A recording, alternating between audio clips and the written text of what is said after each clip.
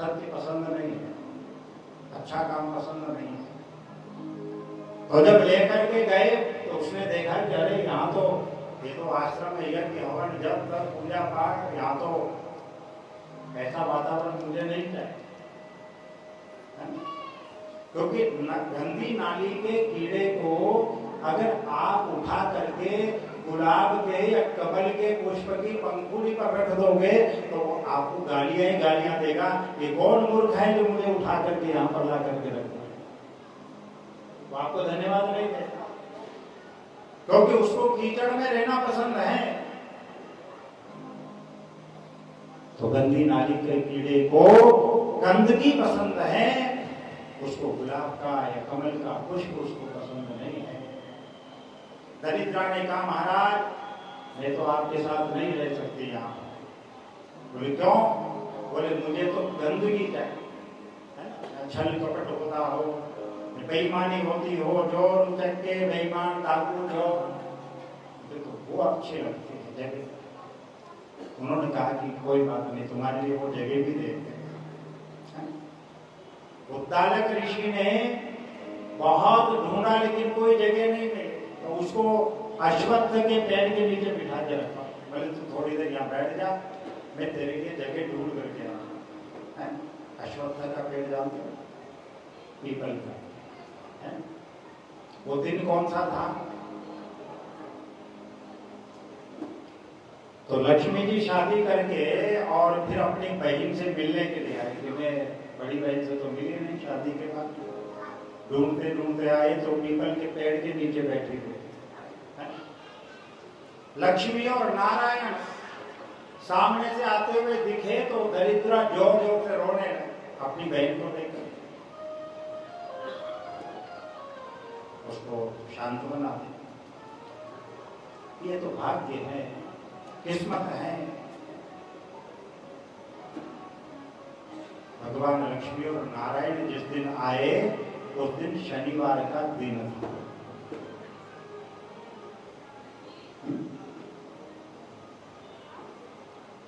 इसलिए भगवान ने कहा कि शनिवार को पीपल के पेड़ के नीचे अगर आप दीपक जलाओगे तो फिर दरिद्रा आप पर नाराज नहीं होगी, यानी आप पर प्रसन्न नहीं होगी। दरिद्रा प्रसन्न हो जाएगी तो फिर तो लक्ष्मी अपने आप भाग जाएगी। तो आप लोग शनिवार को दीपक जलाते हैं। बड़े बड़े विद्वान यहाँ पर पंडित जी बैठे हुए हैं, सब उपाय बताते रहते हैं।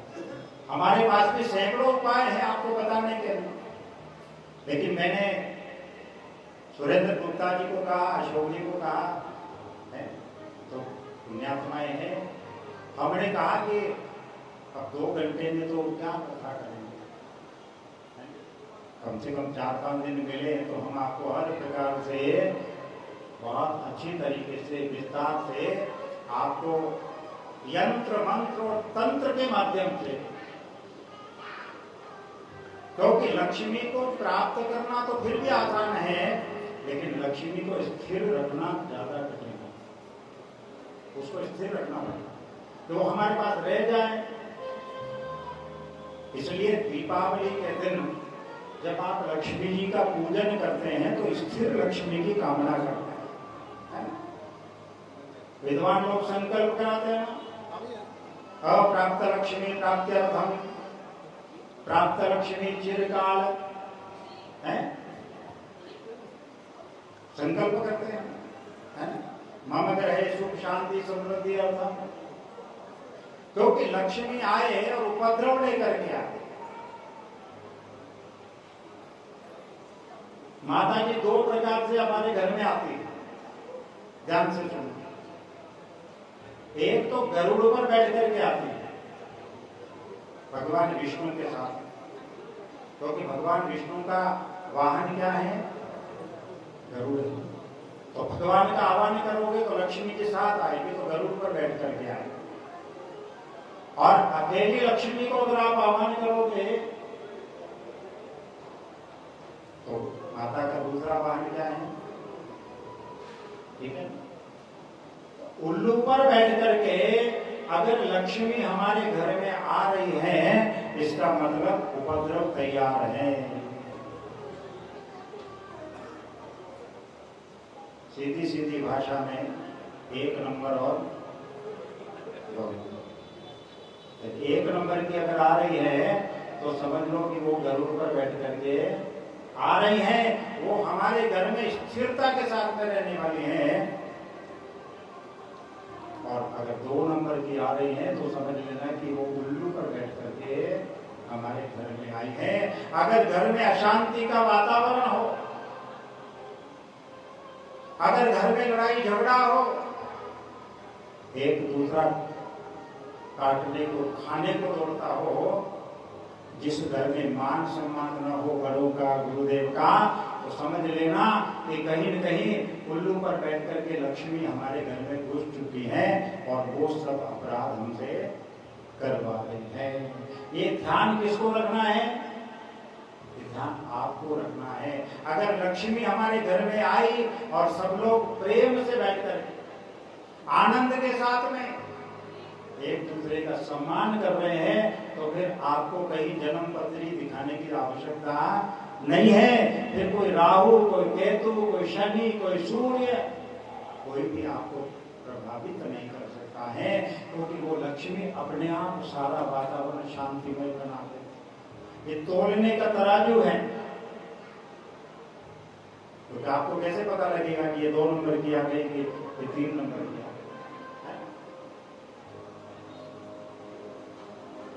आपने रत्नाकर डाकू की कहानी सुनी होगी, है ना? कुछ कहना चाहते? रत्नाकर डाकू ने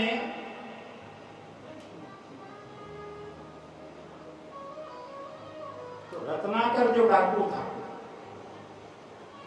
लूटपाट करता, चोरी, हत्या, डकैती करके धन को लेकर के आता।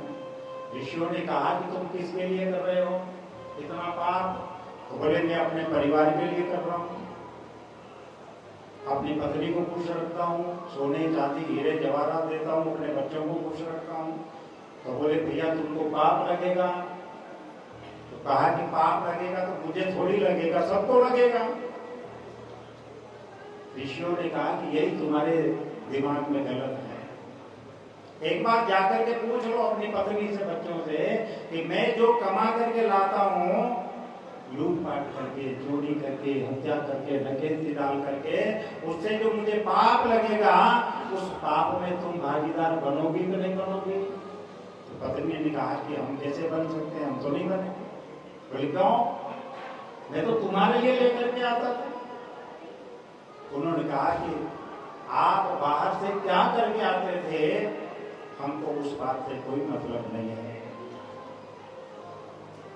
पाप की कमाई लेकर के घर में आते हो और फिर पाप लगेगा, उस पाप को तुम्हें ही भुगतना है, इसमें हमारा कोई लेना देना नहीं है। हम तो अपना धर्म निभा रहे हैं, परिवार का पालन पोषण करना, परिवार की सेवा करना। बच्चों से जाकर के पूछा, बच्चों ने कहा पापा हमें कोई मतलब नहीं है आपकी कमाई से, आपके पाप पुण्य से।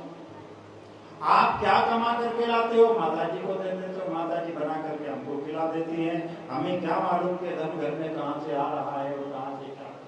हम अपने धर्म का निर्वहन नहीं करेंगे तो हमें पाप लगेगा, उस पाप में हम भागीदार बनेंगे, लेकिन आपके पाप में हम भागीदार नहीं बन सकते हैं। तो हमारे घर में आने वाली जो संपत्ति है, हमारे घर में जो आने वाला धन है, वो धन हमारा कैसा होना चाहिए या कैसा है, ये हमको स्वयं को अपनी तराजू पर तोलना है।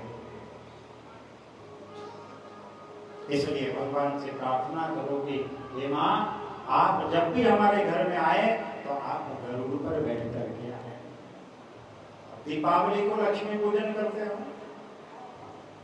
तो आप कहेंगे कि ये तो नारायण की अर्धांगिनी है, तो हम दीपावली के दिन भगवान विष्णु की पूजा तो नहीं करते, हम तो लक्ष्मी जी की पूजा करते हैं, साथ में गणेश जी की पूजा करते हैं। और कौन है? सरस्वती जी। और कौन है? ऐरावत हाथी है जो पुष्पों की वर्षा करते हैं। लक्ष्मी जी कैसी है? बैठी हुई है, स्थिर लक्ष्मी है। चंचला लक्ष्मी का पूजन नहीं करते, क्योंकि भगवान माता लक्ष्मी जी जो प्रकट हुई थी वो अमावस्या की रात को ही प्रकट हुई, उनका जन्मदिन है। तो सब देवताओं ने मिलकर के पूजन किया, तो भगवान विष्णु ने भी मां लक्ष्मी का पूजन किया था, उनकी स्तुति की थी उस दिन। इसलिए उस दिन लक्ष्मी पूजन के साथ में हम लोग नारायण का पूजन नहीं करते हैं, गणेश जी का पूजन करते हैं। क्यों? गणेश जी किसके प्रतीक है? बुद्धि के प्रतीक है। हम माता लक्ष्मी का आह्वान करते हैं, लेकिन साथ में क्या होना चाहिए? बुद्धि होनी चाहिए। हम मां सरस्वती का आह्वान करते हैं। सरस्वती किसका प्रतीक है? ज्ञान विज्ञान का प्रतीक है। यानी हम मां लक्ष्मी का आह्वान कर रहे हैं, मां हमारे घर में आए, हमारे अन्न धन के भंडार भरे, लेकिन वो काम हमें सावधानी से करना है, इसलिए हम पूजन करते हैं। हम शुभ और लाभ लिखते हैं ना, किसके लिए लिखते हैं? कि हमारे व्यापार में, हमारी कृषि में, हमारे काम में हमको जो लाभ प्राप्त होता है वो लाभ हमारा कैसा होना चाहिए? शुभ होना चाहिए। केवल लाभ से मतलब नहीं कि हम केवल लाभ ही लाभ कमाते रहें, वो चाहे अशुभ हो चाहे कैसा भी हो, बस हमको लाभ होना चाहिए। लेकिन लाभ हमारा शुभ हो तो वो लाभ हमारे सबके लिए फायदेमंद है। अगर लाभ भी हुआ और अगर वो अशुभ हुआ तो आपका सब कराया वो सब बेकार कर देगा। इसलिए सावधानी भरा जीवन, सावधानी से पूजन, सावधानी से भजन और सावधानी से भोजन करना चाहिए। पानी को छान करके पीना और भोजन को शुद्धता के साथ करना चाहिए। अगर भोजन शुद्धता से बनेगा तो उसमें रस की वर्षा होगी। भोजन कहाँ बनना चाहिए? रसोई में बनना चाहिए। रसोई में अगर भोजन बनाओगी माताएं बहनों, तो आपके भोजन में रस की वर्षा होगी और उस भोजन को जो पाएंगे उनके भीतर भी रस उमड़ेगा, प्रेम का रस उमड़ेगा। और अगर किचन में खाना बनाओगे तो जीवन भर किच किच ही होता रहेगा, दुनिया की कोई ताकत बचा नहीं सकती है। अब आप भोजन कहाँ बनाते हो? मुझे नहीं पता, क्योंकि राम मंदिर के इस प्रांगण में जितने भी श्रोता आए हुए हैं उनके लिए तो हम बुराई कर नहीं सकते। तो आप सब लोग तो बड़े अच्छे हैं और जो भी मेरी बात को सुन रहे हैं वो भी बड़े अच्छे होंगे। अपने घर की किचन को अगर रसोई बना दोगे तो जीवन शांतिमय निकलेगा, और नहीं तो जीवन भर किच किच होता रहेगा। ये मिर्ची तुमने ज्यादा कर दी और ये नमक तुमने ज्यादा कर दिया और ये तुमने क्या बना दिया और ये तुमने क्या। प्रसाद अगर बनाना है, आप प्रसाद का महत्व तो जानते हो ना, अन्नकूट का प्रसाद। अब घर में तो माताएं 4 प्रकार के चाकू छील लेकर के बैठती होगी डिजाइन वाले को, लेकिन अन्नकूट का प्रसाद जब यहाँ बनता होगा, दिनेश जी बैठे हुए हैं या आप लोग कभी आते होंगे या भगवान के, अन्नकूट के प्रसाद में ज्यादा चाकू कम में नहीं आते, थोड़ा मरोड़ा करके और पूरी मूली और बैंगन और सब सरकाते हो नहीं सरकाते हैं। अगर वहां 4 प्रकार के डिजाइन के चाकू लेकर के बैठ गए तो अन्नकूट का प्रसाद बन सकता है? नहीं बन सकता है। लेकिन अन्नकूट के प्रसाद का अपना महत्व है, क्योंकि वो प्रसाद है। जो बांटा जाए वो प्रसाद है और जो बटोरा जाए वो विषाद है। इसलिए घर में आपको प्रसाद बनाना है। अगर प्रसाद बनाओगे तो फिर घर का कोई भी ये नहीं कहेगा ये तुमने क्या बना दिया। अन्नकूट की प्रसादी में पत्तल पर बैठते हो तो पूरा बैंगन भी अगर किसी के आ जाता है तो उसको भी छोड़ते नहीं है। और हमने अपनी आंखों से देखा बैंगन के डंठल को भी दांतों से रगड़ रगड़ करके जब तक उसका रस नहीं निकल जाता है तब तक अन्नकूट का प्रसाद छोड़ते नहीं है ना। गलत तो नहीं बोल रहा। लेकिन वही बैंगन का डंठल अगर घर की किचन में बनी हुई थाली में अगर आ जाता है तो थाली श्रीमान जी की कहाँ जाएगी कुछ भी पता पकड़ भी नहीं सकोगे कि थाली इधर गई है उधर गई, क्योंकि आपने प्रसाद नहीं बनाया, आपने खाना बनाया। इसलिए हमारे भोजन की, हमारे भजन की, सब प्रकार की शुद्धि हमारे लिए बहुत आवश्यक है। हमारे संस्कारों की बहुत जरूरत है। जिनकी कथा आप सुन रहे हैं ना, ये वहीं पर रहती है जहां ये सब चीजें होती है ना। नहीं तो आजकल की अगर परिभाषा अगर आपको लक्ष्मी जी के बारे में अगर दे तो फिर तो बहुत सारी बातें हैं। यशाति वित्तम सनरः कुलीना स पंडितः स श्रुतवान् गुणज्ञः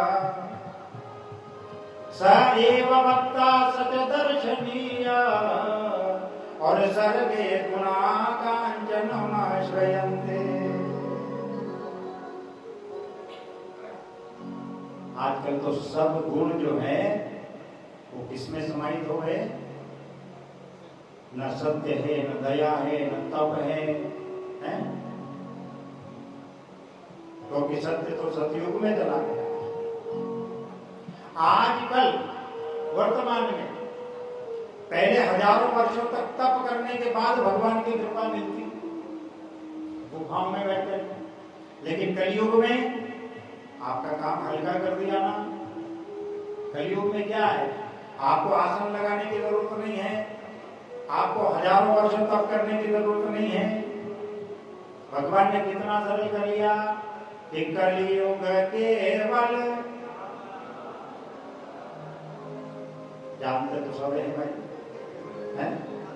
लेकिन मानते नहीं है? ऐसे ही जब वैदिक काल में, सतयुग में, त्रेता में माता लक्ष्मी को प्रकट करना बड़ा कठिन काम था। बड़ी बड़ी स्तुतियां करनी पड़ती थी, बड़े बड़े लंबे चौड़े वेदों के मंत्रों का उच्चारण करना पड़ता था, तब जाकर के लक्ष्मी आती। पौराणिक काल में भी कुछ थोड़ा थोड़ा है, लेकिन आजकल लक्ष्मी की कृपा प्राप्त करनी हो तो आपको बहुत सीधे सरल सपाट काम से आपको चलना पड़ेगा। आपको अपने जीवन की शुद्धि रखो। अब घर में माताएं बहनें अगर झाड़ू को भी ढंग से रखना शुरू कर दो तो भी लक्ष्मी की कृपा प्राप्त होना शुरू हो जाएगी। अपने चप्पल जूते व्यवस्थित कर लो। कल नहीं परसों कहीं गया था एक जगह, तो जैसे ही दरवाजे से निकला तो मेरे से भी 2 फुट ऊंची एक रेक थी जिसमें जूते बड़े सलीके से सजाए हुए। तो क्या आजकल एक एक बच्चों के पास में 10-10 जोड़ी होती, अब उनको रखेगा है? तो घर से बाहर निकलते ही पहन लेते हो ना। कितना बड़ा अपराध हम करते हैं। शास्त्र कहते हैं कि कमर की जो हमारी नाक है, इस कमर से ऊपर जूते चप्पल नहीं आने चाहिए। सीधा सीधा बात तो है। अब आजकल ऐसी बातें जब आपको बताएंगे तो आपको बड़ी अच्छी लगती है। अभी मैं वैदिक काल की बातें करूं, बड़े बड़े वेद मंत्रों का, ऋग्वेद के ऋचाओं का अगर आपको उच्चारण करूं तो अभी आधे से भी ज्यादा तो उठ करके चल देंगे यहाँ से। महाराज पता नहीं क्या बोल रहे हैं, हमारा तो समझ में नहीं आया। इसलिए कथा को सुंदर बना करके आपके दिलों दिमाग में हम धीरे धीरे करके कुछ बातें पहुंचाने की कोशिश करते हैं। मेरी कथा में एक बड़ी बीमारी, 7 दिन तक राम कथा यानी भागवत कथा, 9 दिन तक राम कथा आप सुनेंगे तो मेरे पास कोई पर्ची नहीं मिलेगी। ये तो पर्ची भी केवल इनके नाम की पर्ची है, मेरे पास कोई पर्ची नहीं मिलती, ना कोई डायरी होती है मेरे पास। केवल भगवान की कृपा होती है। भगवान की कृपा के बिना एक पत्ता भी नहीं है। भगवान की तो हमारे घर में हम बड़ी बड़ी लंबी चौड़ी स्तुतियां ना करें। जरूरी नहीं है कि आप लक्ष्मी सूक्त का पाठ करें, जरूरी नहीं है कि आप श्री सूक्त का पाठ करें, जरूरी नहीं है कि आप कनकधारा स्तोत्र का पाठ करें, जरूरी नहीं है कि आप लक्ष्मी अष्टक का पाठ करें, जरूरी नहीं है कि आप माता लक्ष्मी को सोने और चांदी से आप लोग रिझाएं। हमारी लक्ष्मी तो बिल्कुल साधारण है, सिंपल है। देखो आप न कोई कानों में पहन कर कहते हैं गुरु जी आप इतने वैश्य समाज में जाते हो माता लक्ष्मी को, हमने कहा नहीं, हमारी सरल लक्ष्मी होने चाहिए। अब इनको ज्यादा सोने चांदी पहना देंगे तो एक तो ये डर है कि कोई उठा न ले जाए। अब इनकी रखवाली करने के लिए 2 आदमी और रखने पड़े। तो हमने कहा न तो कानों में कुछ है, न नाक में कुछ है, न गले में कुछ है, नहीं है।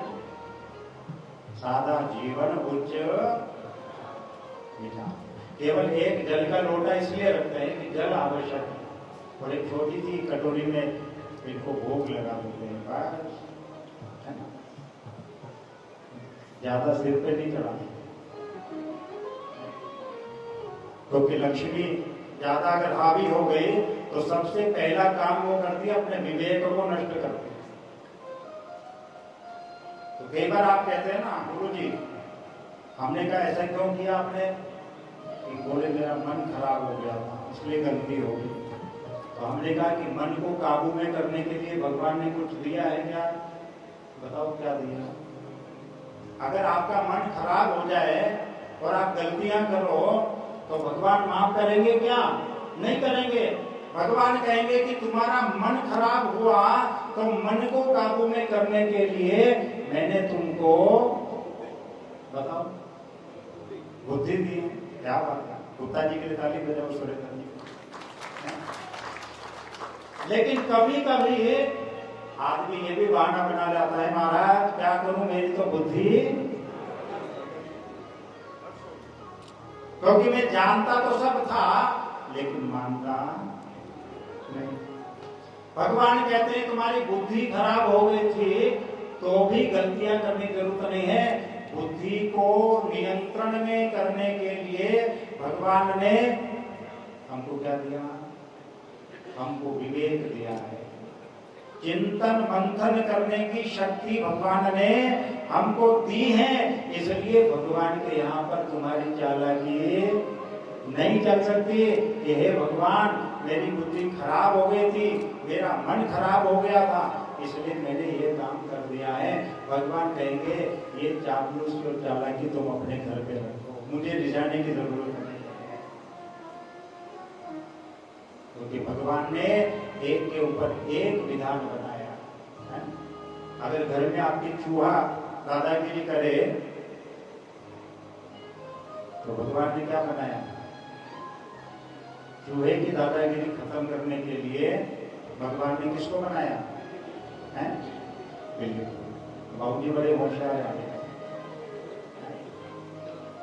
और बिल्ली अगर दादागिरी करे इस घर का दूध और दही तो सारा मेरे लिए है, मैं ही खाऊंगी, मैं ही यहाँ पर मोटी तगड़ी होंगी, तो भगवान ने कहा कि बाहर निकल के देख।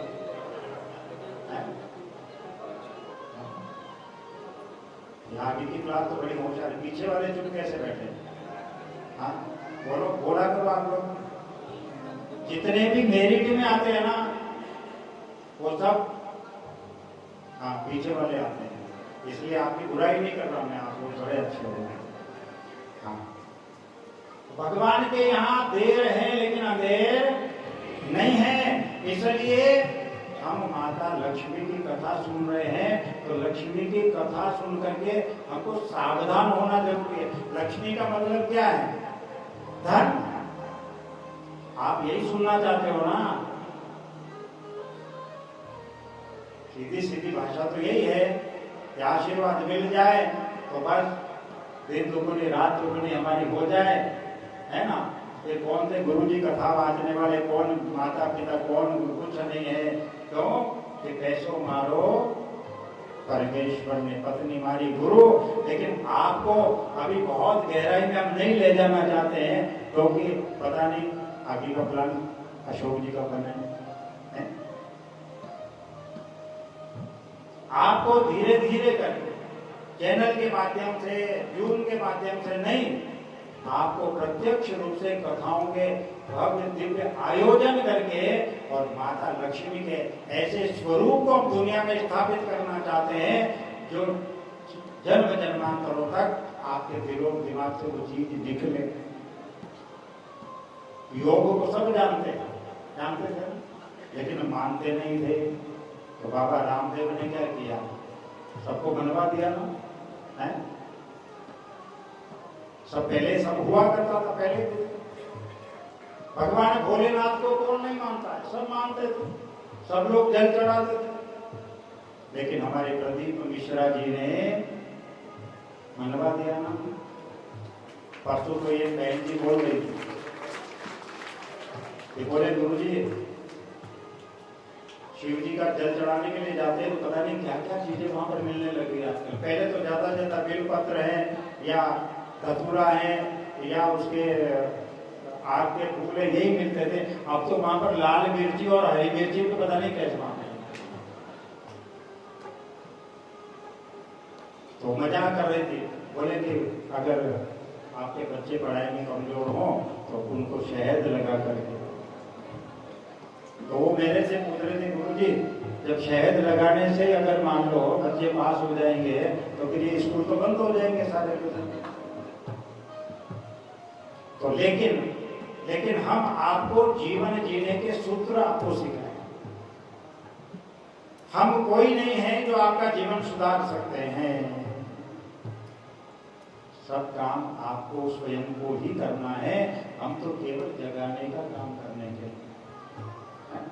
तो अभी आपको सारे मंत्र आज की कथा में हमने आपके यहाँ धन की वर्षा करने के ऐसे ऐसे उपाय, क्योंकि तो दुनिया में 3 ही उपाय है, यंत्र मंत्र और चौथा है कोई नहीं। यंत्र के माध्यम से हम कैसे लक्ष्मी की कृपा प्राप्त कर सकते हैं? अब यंत्र तो हजारों हैं, जिसमें एक श्री यंत्र भी है, उसकी महत्ता भी अपने आप में बहुत बड़ी है। अगर मंत्र की बात करें तो सैकड़ों प्रकार के अनुष्ठान है माता लक्ष्मी के, आप कर सकते हैं ना। लेकिन कलयुग में कैसे माता लक्ष्मी की जल्दी से जल्दी कृपा छोटी छोटी बातों की सावधानियां रखने से हो जाती है। जैसे कलयुग में केवल नाम आधारा और सुमिर सुमिर नर उतरई भव। ऐसे छोटे छोटे प्रयोग, छोटी छोटी बातें आपको समय समय पर हम आपको बताएंगे। आज की बात, माता लक्ष्मी रहती कहाँ है? सबसे सीधा सीधा उपाय है कि माँ लक्ष्मी वहां रहती है जहां पर साफ सफाई व्यवस्था हो, स्वच्छता। तो दिवाली के 1 महीने पहले हम लोग घरों की सफाई करने लग जाते हैं। कूड़ा कचरा कबाड़ सब हटाने में लगता है। हटाते हो नहीं हटाते? क्यों? माँ लक्ष्मी ने ये कहा कि आप ये तो लाल आसन बिछा करके और जब तक कनक धारा का पाठ नहीं करोगे, जब तक श्री सूक्त का पाठ नहीं करोगे, तब तक मैं तुम्हारे घर में नहीं आऊंगी। क्या करते हो आप लोग पूजन पे? दिवाली के लिए माता लक्ष्मी का स्वागत करने के लिए सबसे पहली शुरुआत किससे होती है? स्वच्छता से होती है। इसमें कहने के समझाने की क्या बात है? अगर दीपावली पर माँ लक्ष्मी की कृपा के लिए हम लोग अपने घर की स्वच्छता करते हैं तो हम ये काम 12 महीना अगर करने लगी, जब रहेगी नहीं तो फिर माता लक्ष्मी बुलाने की जरूरत नहीं है। वो आपके घर में ही रहेगी, आपको छोड़ के जाएगी नहीं। तो जब छोड़ करके नहीं जाएगी तो फिर उसको बुलाने की जरूरत भी नहीं है। बुलाना किसको है? जो छोड़ के चला जाता है। और आप ये जीवन में से, मन में से निकाल देना कि माँ लक्ष्मी हमारे घर में स्थिर होकर के बैठ जाए, यहाँ से हिले नहीं, ऐसा जीवन में कभी दुनिया में हो नहीं सकता। आपको कोई कितना गुमराह करे, आपके घर में स्थिर लक्ष्मी के लिए हम ऐसा करेंगे, आपके घर में स्थिर लक्ष्मी के लिए हम ये करेंगे, आपको ध्यान रखना है, क्योंकि लक्ष्मी का दूसरा नाम चंचला है। वो छोड़ करके जाते भी देर नहीं लगाते हैं, तो आते भी देर नहीं लगाते हैं। इसलिए अपने घर को साफ सुथरा रखना, अपने मन के मेल को धोते रहना, और भोजन में और भजन में शुद्धता का ख्याल रखना है। आज से अपनी रसोई बना लो,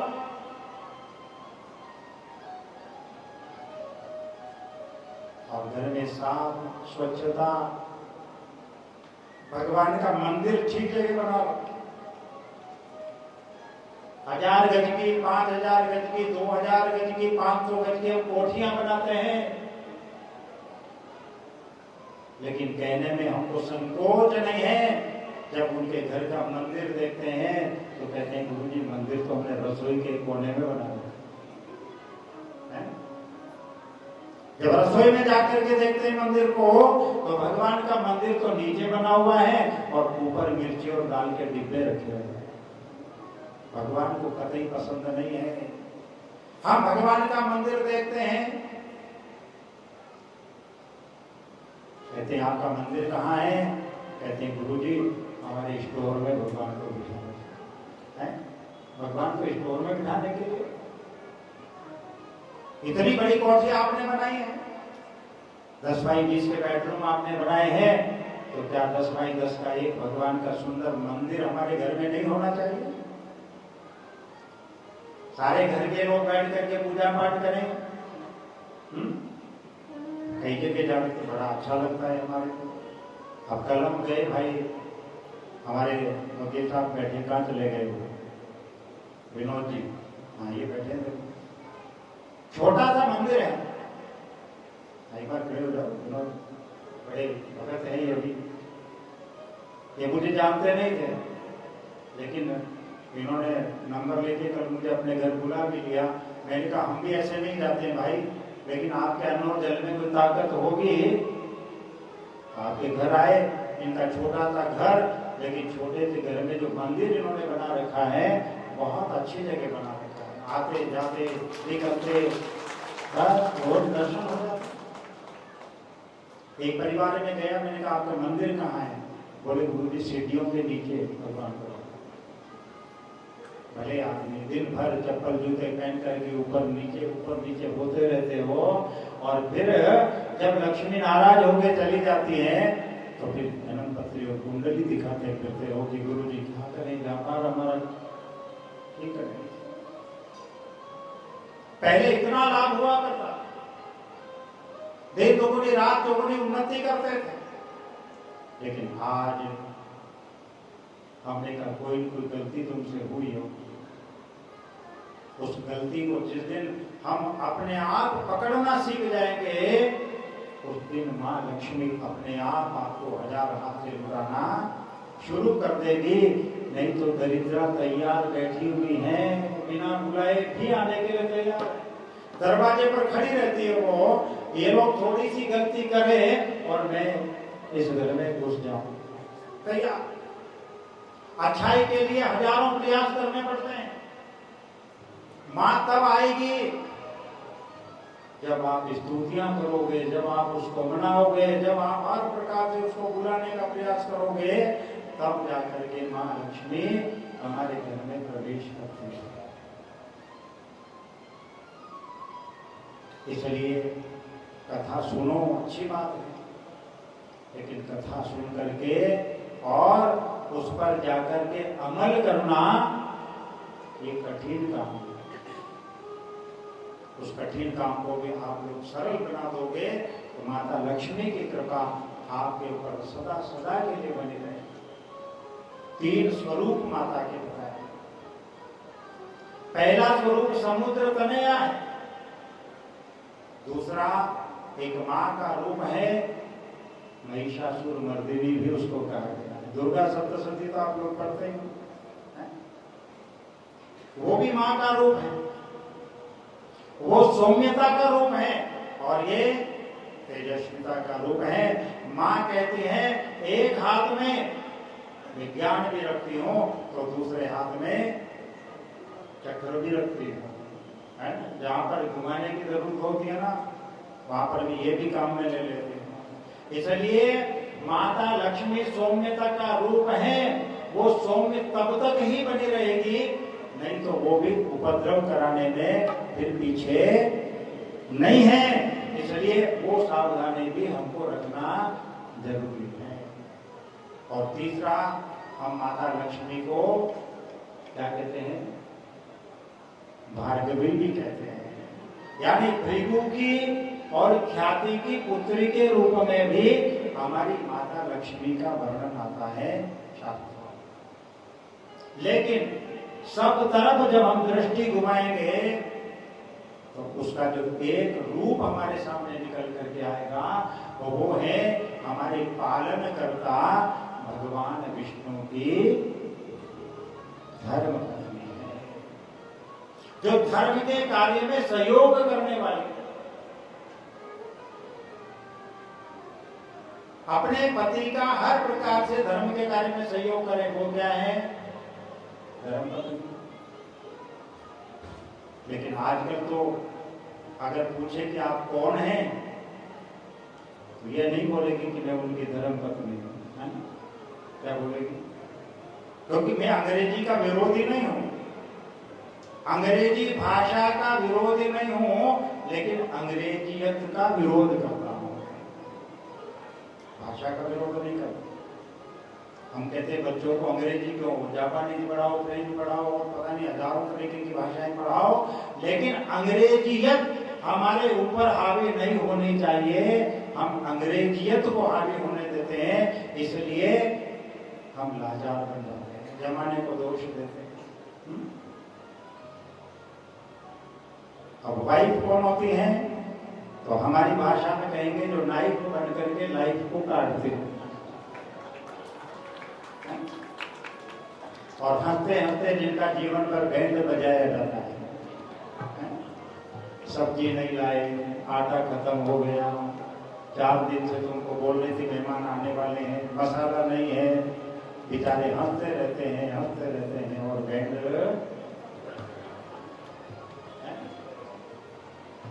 भूल जाते हो। रोज याद दिलाना पड़ता। इतनी बादाम खिलाई, इतना काजू खिलाया, फिर भी रोज सब्जी के लिए याद दिलाना पड़ता है। बेचारे हंसते रहते हैं।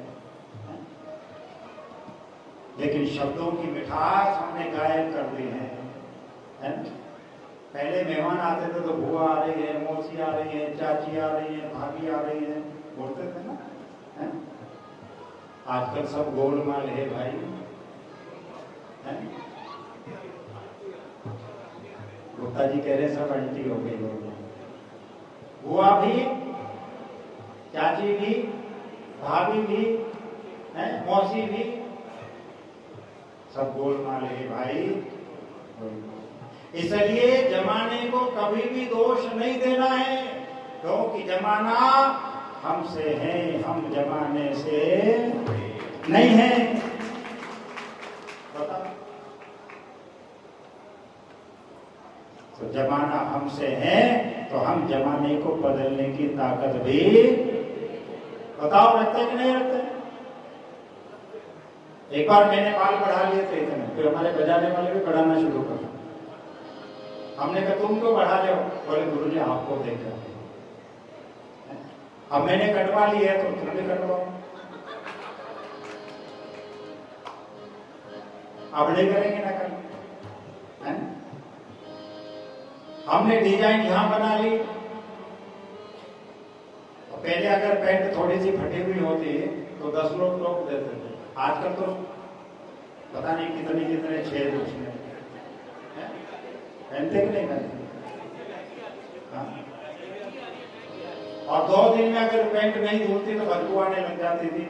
आजकल की जींस को आप 6 महीने मत धो, पता ही नहीं लगता कि ये धुली हुई है कि बिना धुली। तो हम अपने संस्कारों को हम जीवित रखें और संस्कारों की परंपरा को हम बनाए रखें। इसके लिए भगवान ने हमको सामर्थ्यवान बनाया है। इसलिए भगवान ने हमको लक्ष्मी की कृपा हमको प्राप्त की है। तो आइएगा, हमारे पास पर्ची पहुंच चुकी है और मैं भी सोच रहा था कि शायद अपने मोबाइल में समय देखूं कि कितना समय हो गया है, क्योंकि आप सबका और इस पूरी व्यवस्था को देख करके और मेरा मन भी बड़ा प्रसन्न था। और कथा जो है वो श्रोताओं को देख करके निकलती है। बहुत सारी बातें मेरे मन के अंदर फूट रही हैं। अभी मैं आपको और भी 8-9 बजे तक आपको कथा सुनाता रहूं, लेकिन समय की मर्यादा है, क्योंकि वीणा के तार को उतना ही खींचना चाहिए कि जितना वो बजती रहे। आज आपको बांध देंगे तो फिर दोबारा कभी आयोजन करेंगे तो फिर आओगे नहीं, पता नहीं कोई महाराज तो नहीं आ रहे, फिर आपसे प्रश्न चालू कर देंगे। पहली कथा तो सुनने आएंगे राम मंदिर में, लेकिन महाराज वो तो नहीं है ना जयपुर वाले। हाँ, तो हम भी ऐसा नहीं चाहते हैं। हम भी आपको समय पर छोड़ना चाहते हैं। समय की मर्यादा है और समय का नियोजन जिसके जीवन में है, जानते हो समय नियोजन है? समय का नियोजन जिसके जीवन में है उसको दुनिया की कोई भी ताकत आगे बढ़ने से रोक नहीं सकती है। और समय का नियोजन जिसके पास में नहीं है, कि रात को 2 बजे सोता है और सुबह 12 बजे उठता है, रात भर जगता है, दिन भर सोता है, उसका कोई भी भरोसा नहीं है। इसलिए समय की बड़ी नजाकत है। समय का नियोजन अगर हमारे जीवन में है तो हम सब कुछ काम कर सकते हैं। एक देश का प्रधानमंत्री उन्हीं 24 घंटे में पूरे देश को चलाता है, नहीं चलाता? बताओ, चलाते हैं ना? और हम 24 घंटे में अपना घर नहीं चला सकते। क्या करें गुरुजी, समय नहीं मिला है, ऐसे बोलते हैं ना। मेरा मन तो बड़ा था कथा में आने का, बहुत अच्छा था, मैं तो बहुत, लेकिन क्या करूं, मेरे पास समय नहीं है। तो समय हमको निकालना पड़ता है। आपने समय निकाला, आपको इस बात के लिए बहुत बहुत धन्यवाद, बहुत बहुत शुभकामनाएं। और इस लक्ष्मी महात्म्य की जो कथा है, इसके साथ बहुत सारे प्रकल्प जुड़ने वाले हैं। आपको हम लक्ष्मी यज्ञ से भी जोड़ेंगे, आपको हम लक्ष्मी माता के प्रयोगों से भी आपको जोड़ेंगे और ऐसे ऐसे सुंदर सुंदर प्रयोग आपको बताएंगे जो आप स्वयं करके माता लक्ष्मी की कृपा को आप प्राप्त कर सकते हैं। आज 3 बातों का आप ध्यान रखेंगे। एक तो अपने घर में भोजन की आप शुद्धि बना करके, ये तो आपके हाथ में है ना। वहां जाके हम तो बना नहीं सकते, न कोई पंडित जी बना सकते, जाकर आपको करना, ठीक है। आपके घर के जूते चप्पल, आपके घर की झाड़ू जो कि लक्ष्मी का रूप है, आप उसका भी पूर्ण उचित रूप से आप सम्मान करें। झाड़ू को ढंग से सलीके से छिपा करके आप रखेंगे और अपने कमर से ऊपर के स्थान पर आप झाड़ू को नहीं रखेंगे, उसका स्थान जहां पर है वहीं पर है। बिंदी आपने यहाँ लगा रखी तो अच्छी लग रही है, इसको थोड़ा सा यहाँ लगा, वही बिंदी है। मिठाई तब तक अच्छी है जब तक आपकी प्लेट में सजी हुई है। अगर वही गुलाब जामुन आप कहीं जूते चप्पल के पास में रख दो तो दोष किसका है? दोष गुलाब जामुन का नहीं है, दोष मिठाई का नहीं है, दोष संगति का दोष है कि वो प्लेट में रखी थी तो उसका सम्मान कर रहे थे, वही अगर नीचे गिर जाती है कहीं कूड़ेदान के पास में तो फिर उसका संगत गलत हो जाती है। इसलिए हम अपनी संगत को ठीक रखें। दुनिया बहुत भ्रमित करने वाली है, दुनिया बहुत उलझाने वाली है, दुनिया आपको न जाने कहां से कहां ले जाकर के आपको छोड़ने वाली है। लेकिन भगवान की कृपा यदि आपके ऊपर होगी, संत महात्माओं का आशीर्वाद यदि आपके ऊपर होगा, गुरुदेव का हाथ यदि आपके ऊपर होगा, तो दुनिया का कोई भी व्यक्ति आपका बाल बांका नहीं कर सकता है। जितने तारे गगन में, जितने तारे गगन में उतने शत्रु होए। आपके कितने शत्रु हैं? 2 4 5 हैं? माताएं बहनें, यानी कॉलोनी में पानी तुमने इधर डाल दिया, झाड़ू तुमने इधर फैला दिया, ये कर दिया, 2 4 5 10 होंगे। आप व्यापारी हैं, कितने होंगे? 2 4 5 10 बड़े बड़े, जैसे गोल्ड सूप वालों के इनके थोड़े 10 20 50 होंगे, ज्यादा होंगे। तो ये बड़े व्यापारी हैं हमारे आदरणीय अशोक जी, दिनेश जी, तो जिनके नाम लिए सब ऋषियों के, इनके थोड़े ज्यादा होंगे, हमारे 2 4 होंगे। लेकिन शास्त्र कहता है, कथा कहती है कि जितने तारे गगन में उतने शत्रु होए, और जस पे कृपा माता पिता की, गुरुदेव की, तो बाल न बांका होए। इसलिए दुनिया के लोगों, संसार से आशा न किया करना। संसार के लोगों से, अंतिम उपदेश है मेरा आज का इस कथा का, कि संसार के लोगों से आशा न किया करना, और जब कोई न हो अपना तो हरि नाम जपा करना, हरि नाम जपा करना, हरि नाम जपा करना। और शुभकामनाएं। और इस सुंदर आयोजन के लिए हमारे अंतर्राष्ट्रीय वैश्य फेडरेशन के बहुत सारे, जितने भी जहाँ भी इनकी इकाइयाँ बनी हुई हैं, और जितने भी घटक यहाँ पर विराजमान हैं, क्योंकि मुझे वैसे समाज के बहुत सारे घटकों की बहुत लंबी लिस्ट मैंने देखी थी, कम से कम 250-300 घटक इसमें हैं। तो सबका नाम तो नहीं ले सकता, लेकिन सबके लिए मंगल कामना मैं जरूर कर सकता हूँ कि आप सब लोग मिल करके, और दुनिया में एक नई क्रांति का एक सूत्रपात हुआ है, एक नया विषय हम लेकर के आपके बीच में आए हैं। तो आप सब लोग सहयोगी बने, सब भागीदार बने, और अंतर्राष्ट्रीय वैश्य फेडरेशन ने जो बीड़ा उठाया है उसमें आप सब लोग भरपूर सहयोग करें। बहुत बहुत शुभकामनाएं, बहुत बहुत आशीर्वाद। और मंदिर प्रबंध समिति, हमारे जो कलाकार बंधु बैठे हुए हैं, इनका, आप जितने भी आयोजन से जुड़े हुए उन सब का मंगल में जीवन की हम लोग कामना करते हैं। माता लक्ष्मी की बड़ी सुंदर आरती होगी अभी, और आरती के बाद में हम आपको खजाने के रूप में यहाँ से आशीर्वाद देंगे। आप आशीर्वाद लें। बहुत लंबी आप लाइन न लगाएं, भीड़ भाड़ नहीं करें। व्यवस्था की दृष्टि से एक एक करके आप आते जाएंगे, तो आपको माता लक्ष्मी जी का खजाना आपको प्रसाद के रूप में मिलेगा, और प्रसाद लेकर जाएंगे। आरती में जरूर आप सम्मिलित होगा। बहुत बहुत शुभकामनाएं, बहुत बहुत आशीर्वाद।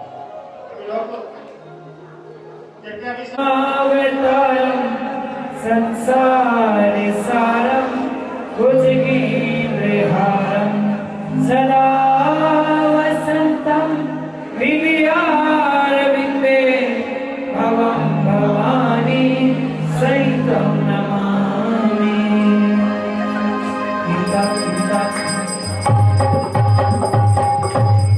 ओम जय लक्ष्मी माता, जय लक्ष्मी माता, जय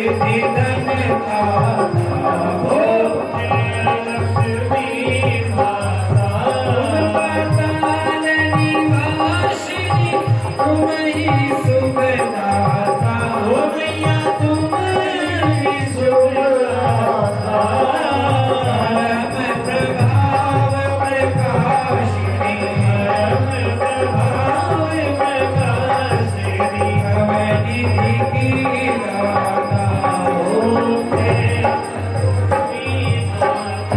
जिस घर में तुम रहती सब सद्गुण आता हो मैया सब सद्गुण आता सब संभव हो जाता सब संभव हो जाता मन नहीं घबराता ओम लक्ष्मी माता विनय न होवे वस्त्र न कोई पाता हो मैया वस्त्र न कोई पाता खान पान गावे खान पान गावे सब तुमसे आता हो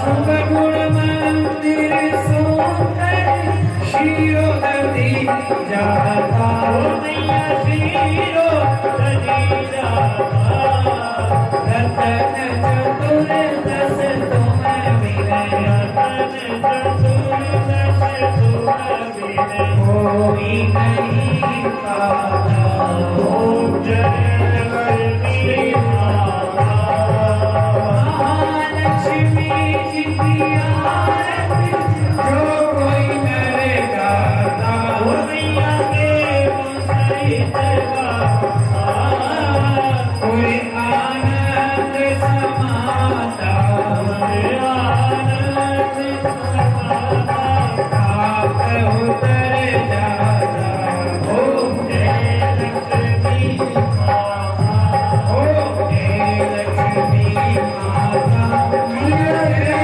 लक्ष्मी माता मैया जय लक्ष्मी माता मैं को निसदिन सेवन मैया नी को निसदिन सेवन हरि विष्णु दाता ओम जय लक्ष्मी माता श्री कृष्ण गोविंद हरे मुरारी हे नाथ नारायण वासुदेव बोलो श्री कृष्ण गोविंद हरे मुरारी हे नाथ नारायण वासुदेव हे नाथ नारायण वासुदेव हे नाथ नारायण वासुदेव हे नाथ नारायण वासुदेव बोलो श्री कृष्ण गोविंद हरे मुरारी हे नाथ नारायण वासुदेव बोलो श्री कृष्ण गोविंद हरे मुरारी हे नाथ नारायण वासुदेव बोलो श्री कृष्ण गोविंद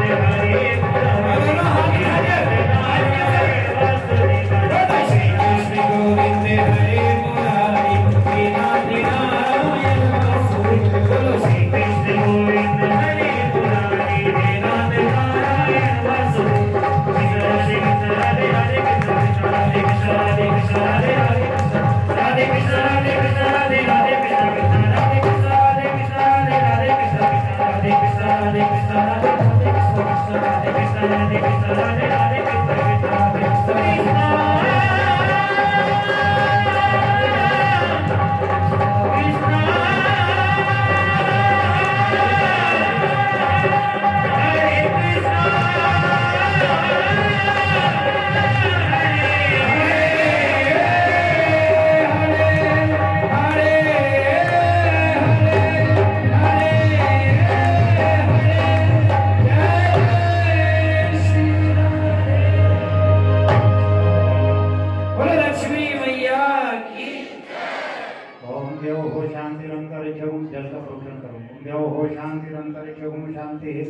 पृथ्वी शांतिरापः शान्तिरौपदयः शान्तिः वनस्पतयः शान्तिर्विश्वै देवाः शान्तिर्ब्रह्म शान्ति सर्वगुण शान्ति शान्तिरेव शान्ति कामा शान्तिरेधिः ॐ शान्ति शान्ति शान्ति सर्वारिष्ट सुशान्तिर्भवतु पत्रं पुष्पं फलं तोयं रत्नानि विविधानि च